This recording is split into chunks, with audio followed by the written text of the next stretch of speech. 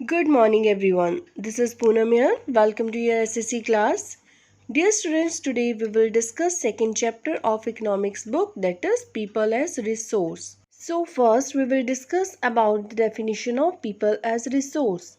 People as a resource is a way of referring to a country's working class in terms of their existing productive skills and abilities. People as a resource एक वे है refer करने का किसी भी country की working people को उनकी productive skills और एबिलिटीज के बेसिस पे.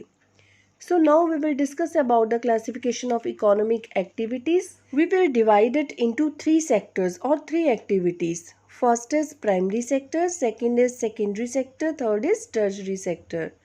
Primary sector, it includes activities like agriculture, forestry, animal husbandry, fishing, pottery, farming. So these all activities are included in primary sector. Then we will discuss about secondary sector. It includes activities like manufacturing and construction activities. तो इसमें कौन कौन सी activities को हम लोग include करते हैं? Manufacturing और कंस्ट्रक्शन से रिलेटेड, इंडस्ट्री से related. Next is tertiary sector. It includes transport, education, banking, insurance, health and tourism etc. तो इसको हम लोग tertiary sector कहते हैं. So students, primary sector is a sector of economy making direct use of natural resources, जिसमें natural resources का direct use होता है, that is known as primary sector. और उस raw material को जब हम लोग other forms of goods में change करते हैं तो that is known as secondary sector और manufacturing sector. और last one is tertiary sector, जिसमें टर्शरी सेक्टर अपने आप से कोई भी चीज़ें प्रोड्यूस नहीं करता है बल्कि वो प्राइमरी सेक्टर और सेकेंडरी सेक्टर की हेल्प करता है.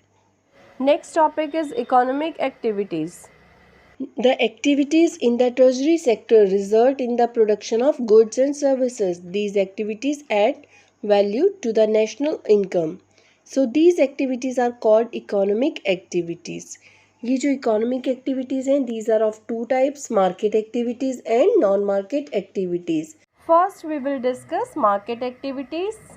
These activities involve remuneration to anyone who performed for pay or profit. Remuneration means a payment for work. तो इसमें वो सारी एक्टिविटीज़ इन्वॉल्व हैं जो कोई पर्सन काम करता है, हार्ड वर्क करता है तो उसको पेमेंट दी जाती है.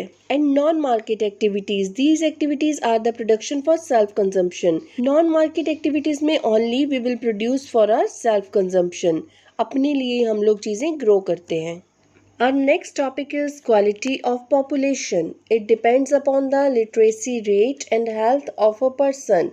The quality of the population ultimately decides the growth rate of the country. Students, population की quality दो चीज़ों पे depend करती है. First है literacy rate, second है health of a person. तो the quality of the population ultimately decides the growth rate of the country. तो जिस टाइप की क्वालिटी पॉपुलेशन की होगी वही डिसाइड करेगी कि किसी भी कंट्री की ग्रोथ रेट जो है वो कैसी है, किस तरह से. क्योंकि अगर लोग हेल्दी होंगे और एडुकेटेड होंगे तभी वो कंट्री के डेवलपमेंट में अपना कंट्रीब्यूशन दे पाएंगे. और अगर लोग इलिटरेट होंगे और अनहेल्दी होंगे तो वो एक रिस्पॉन्सिबिलिटी बन जाएंगे हमारी इकोनॉमी के ऊपर. So literate and healthy population are an asset. Education enhances the national economy, cultural richness and increase the efficiency of governance.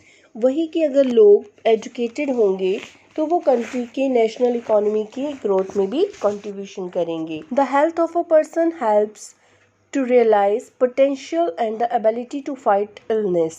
तो अगर हेल्दी पर्सन होंगे तो वो हमारी कंट्री के जो डेवलपमेंट है उसमें ज़्यादा कंट्रीब्यूट कर पाएंगे. और अगर लोग अनहेल्दी होंगे then they will become a liability to our economy and country.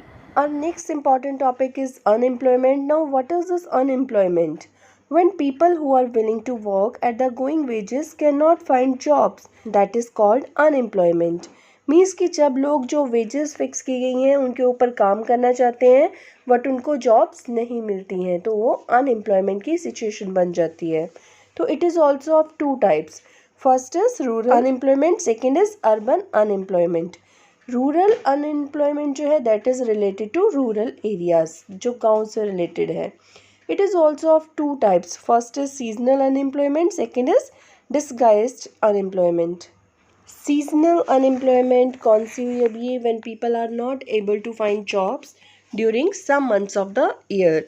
जब ईयर के बाकी मंथ्स में तो लोगों को काम मिल रहा है बट कुछ पर्टिकुलर मंथ्स में उनको काम नहीं मिल रहा है। Like agriculture. एग्रीकल्चर में क्या होता है कि जब क्रॉप्स वगैरह का सीज़न होता है then people will get jobs work, और जब वो सीज़न ओवर हो जाता है तो लोगों को काम नहीं मिलता है। तो ऐसे ही डिस्गाइज्ड अनएम्प्लॉयमेंट है जिसमें people appear to be employed. ऐसा लगता है कि लोग काम कर रहे हैं, जॉब है, एम्प्लॉयड है, बट एक्चुअली नॉट। बट उनके पास कोई भी जॉब नहीं होती है, क्योंकि अगर किसी भी काम के लिए सपोज कि 8 पीपल रिक्वायर्ड हैं और 10 पीपल आर वर्किंग देयर, इसमें से 2 पीपल जो हैं वो डिस्गाइज्ड अनएम्प्लॉयमेंट में हैं। So second type is urban unemployment. Urban employment is that unemployment. Urban unemployment में we will include educated unemployment.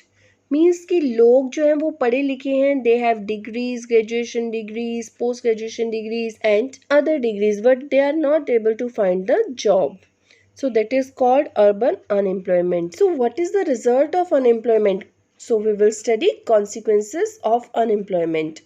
तो first of all तो it leads to wastage of manpower resources, कि लोगों के पास क्वालिटी है but वो उसका यूज़ नहीं कर पा रहे हैं. And second is it increases the economic overload, that is dependence of the unemployed on the working population. Means unemployed लोग डिपेंड करेंगे वर्किंग पॉपुलेशन पे, तो इससे क्या होगा, इकोनॉमिक ओवरलोड बढ़ जाएगा.